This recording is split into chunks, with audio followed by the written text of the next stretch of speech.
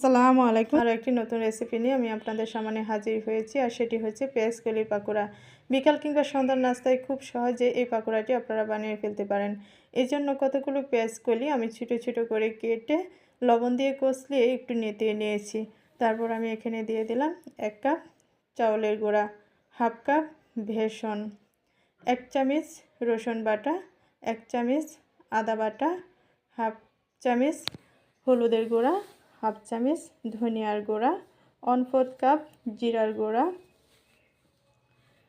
কাঁচামরিচ কুচি, স্বাদমতো লবণ, ধনিয়া পাতা কুচি এবং সবশেষে দিয়ে দিলাম একটি ডিম।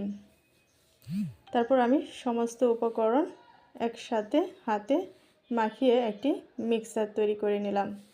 মিক্সার তৈরি করা শেষ হয়ে গেলে চুলায় একটি প্যান বসিয়ে দিয়ে দিলাম তেল গরম হয়ে আসলে হাতে অল্প অল্প মিক্সার নিয়ে চেপে চেপে তেলের উপর দিয়ে দিলাম।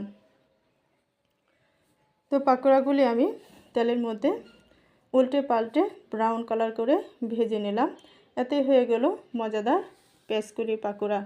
আমার এই রেসিপিটি যদি আপনাদের ভালো লাগে অবশ্যই লাইক, কমেন্টস এবং শেয়ার করতে ভুলবেন না। তো আজ এ পর্যন্তই। আল্লাহ হাফেজ।